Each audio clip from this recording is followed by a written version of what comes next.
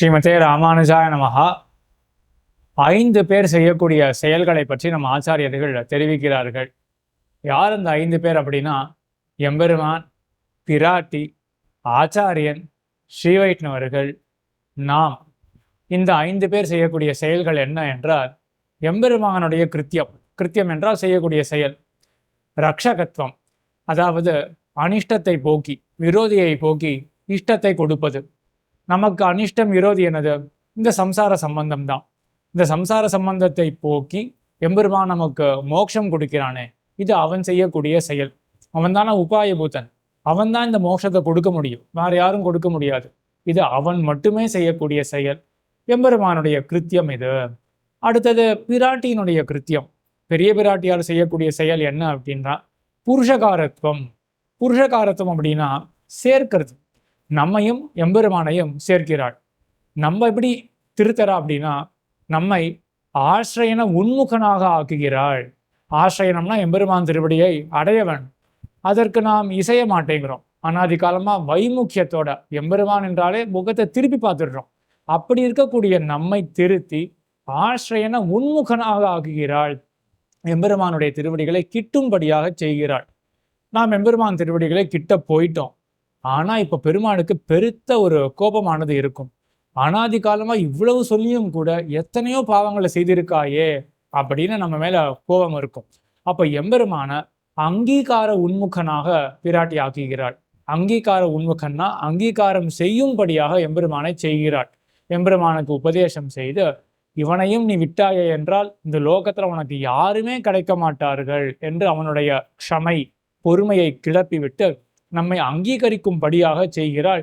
இதுதான் பிராட்டியுடைய புருஷகாரத்துவம். அவள் புருஷகாரமாக இருக்கிறாள் என்றால் சேர்ப்பிக்கிறாள். கடகத்துவம், சேர்க்கிறாள் நம்மையும் பரமாத்மாவையும். இத்தோட பிராட்டியுடைய காரியம் முடிஞ்சிடாது. புருஷகாரமாக மட்டும்தான் பிராட்டி இருக்கிறாள் என்பது கிடையாது.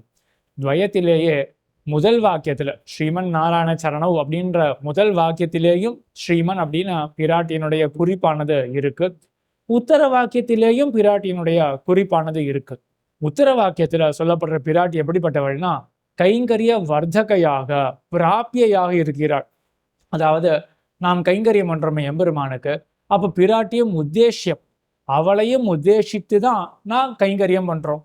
எம்பெருமானுக்கு, பிரம்மச்சாரி நாராயணனுக்கு நாம் கைங்கரியம் பண்ண போறது கிடையாது, ஸ்ரீமன் நாராயணனுக்கு தான். அப்படி இருக்கக்கூடிய அந்த தசையில பிராட்டி செய்யக்கூடிய மற்றொரு செயல் என்ன என்றால் கைங்கரிய வர்த்தகையாக இருக்கிறாள். நாம் செய்யக்கூடிய கைங்கரியத்தால எம்பெருமானுக்கு ஆனந்தம் விளைய வேணும். இதற்காக தானே ஸ்ரீவைகுண்டத்துக்கு போறோம். எதற்காக ஸ்ரீவைகுண்டத்துக்கு போறோம்? எம்பெருமானுக்கு கைங்கரியம் செய்து அவனுக்கு அதிசயம், ஆனந்தத்தை விளைக்க வேணும். அப்போதான் நம்முடைய கைங்கரியமானது ஒரு கைங்கரியமாகவே சுரூபமாகவே இருக்கும். நம்முடைய ஆனந்தத்துக்காக செய்ய முடியாது, எம்பெருமானுடைய ஆனந்தத்துக்காக செய்யணும் இல்லையா? அப்போ கைங்கரியம் செய்யும் பொழுது பிராட்டி என்ன பண்றானா, எவ்வளவு அழகா இந்த கைங்கரியத்தை செய்யலாம் இவன் அப்படின்னு நாம் பண்ணக்கூடிய கைங்கரியத்தை 1/10 பெருமாளுக்கு எடுத்து சொல்லவே பெருமாளுடைய ஆனந்தமானது அதிகரிக்கிறது. அப்ப நம்ம கைங்கரியம் வளருகிறது என்றுதானே கொள்ள வேணும். அதுதான் கைங்கரிய வர்த்தகையாக பிராட்டி இருக்கிறாள். கைங்கரியத்தை வளரும்படியாக செய்கிறாள். பிராட்டி செய்யக்கூடியது 2 பார்த்தோம். என்னது? உபாய தசையில புருஷகாரமாக இருக்கிறாள் என்று ஒன்றும், அதற்கு பிறகு கைங்கரிய தசையில கைங்கரிய வர்த்தகையாக, கைங்கரியத்தை வளரச் செய்யக்கூடியவளாக இருக்கிறாள் அப்படின்னா இது 2 கிருத்தியம் பிராட்டியினுடையது. அடுத்தது ஆச்சாரியனுடைய கிருத்தியம். இதுவும் 2. என்ன 2 ஆச்சாரியன் செய்கிறார் என்றால், முதல்ல அக்ஞாத ஞாபனம், அறியாதன அறிவித்த அத்தா. அக்ஞாத்தம்னா தெரியாத அர்த்தங்கள், ஞாபனம் என்றால் கற்றுக் கொடுத்தல். தெரியாத விஷயத்தை, எது தெரியாத விஷயம்? நமக்கு பரமாத்மா தான். பெருமாளை பத்தி ஒண்ணுமே தெரியாது. அப்ப ஆச்சாரியன் வந்துதான் அறிவிக்கிறார். அம்பனரங்கருக்கும் ஆவிக்கும் அந்தரங்க சம்பந்தத்தை காட்ட வரக்கூடியவரே ஆச்சாரியன் தானே. அம்பனரங்கர் பெரிய பெருமாள் அகாரத்தினுடைய அர்த்தம். அவனுக்கே நீ ஆட்பட்டவன் அப்படின்னு நமக்கு தெரிவிக்கக்கூடியவர் ஆச்சாரியன். அவர் அக்ஞாத ஞாபனம் பண்ணக்கூடிய, அது ஒரு கிருத்தியம். மற்றொரு கிருத்தியம், மற்றொரு செயல் என்ன அப்படின்னா, ஞானம் பெற்று விடுவோம்.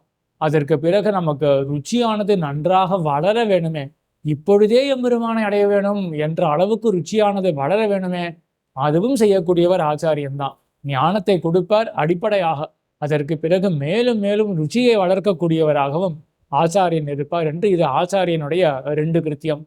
4வது சொல்லப்படக்கூடியவர்கள் ஸ்ரீ வைஷ்ணவர்கள். அவர்களுடைய கிருத்தியம் என்ன அப்படின்னா, ஞான வர்த்தகராக இருப்பார்கள், ஞானத்தை அதிகரிப்பித்து கொண்டு இருப்பார்கள். ஸ்ரீ வைஷ்ணவர்களுடைய சன்னிதானத்தில் இருந்தோமே என்றால்தான் நாம் பெற்ற ஞானத்திலிருந்து நழுவாமல் இருப்போம், பெற்ற ஞானமும் வளரும்படியாக இருக்கும். ஸ்ரீ வைஷ்ணவால் மட்டும் இல்லை அப்படின்னு வச்சுப்போமே, நாம் தனியாக இருக்கோம், இல்லைன்னா லௌகிகர்கள் மத்தியத்தில் இருக்கோம் அப்படின்னு வச்சுப்போமே, ஆச்சாரியனுடைய உபதேசத்தினால ஞானத்தை பெற்றுவிட்டோம்.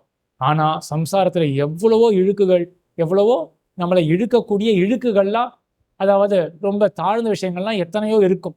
அப்போ அதற்கு ஆட்பட்டு நாம் வழி பிறர்ந்து போவோமே என்றால், கீழே விழ பார்ப்போமே என்றால், அப்போ ஸ்ரீ வைஷ்ணவர்கள் இருந்தார்கள் என்றால் தான் என்ன பண்ணுவா, ஐயோ அதெல்லாம் ரொம்ப தாழ்ந்த விஷயமாச்சே, ஏதோ உயர்ந்த இடத்துல இருக்காய், அங்கிருந்து இப்படி இறங்கலாமா அப்படின்னு புத்திமதியை சொல்லி நம்ம கீழே விழாதபடிக்கு அவர்கள் காப்பார்கள் இல்லையா. அதே போல அந்த ஸ்ரீ வைஷ்ணவர்கள் கிட்டின ஞானத்தை மேலும் மேலும் வளரச் செய்து நம்மளுடைய அந்த வழி பிறழ்ந்து போடுதல் அப்படின்ற ஒரு நிலையை வராதபடிக்கு நம்மை காப்பார்கள் இல்லையா. ஆக இது ஸ்ரீ வைஷ்ணவர்கள் செய்யக்கூடிய கிருத்தியம், ஞானத்தை வளரச் செய்யக்கூடியவர்கள், இது அவர்களுடைய கிருத்தியம். 5வது அதிகாரியான நாம் செய்ய வேண்டியது என்ன என்றால், பொருள் அல்லாத என்னை பொருளாக்கி என்று ஒன்றும் தெரியாத நிலையில நமக்கு எம்பெருமான பத்தை அறிவித்த ஆச்சாரியன் அவர் திருவடிகள்ல உபகார ஸ்மிருதியோட இருக்கணும். ஒண்ணுமே தெரியாத எனக்கு இப்பேற்பட்ட விஷயத்தை அறிவித்தாரே அப்படின்னு அந்த உபகாரத்தை உணர்ந்து கொண்டு அதையே ஸ்மரிச்சுட்டு இருக்கணும். அதற்கு சேர அவர் திருவடிகள்ல கைங்கரியம் பண்ண வேண்டும்.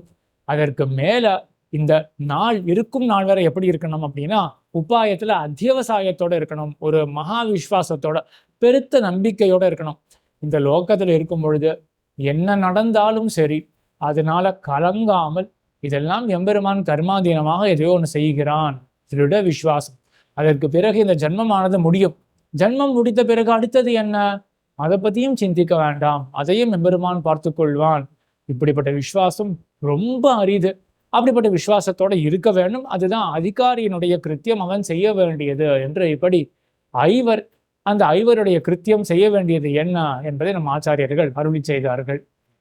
ஆழ்வார் திருவடிகளே சரணம், எம்பெருமானார் திருவடிகளே சரணம், ஜீயர் திருவடிகளே சரணம்.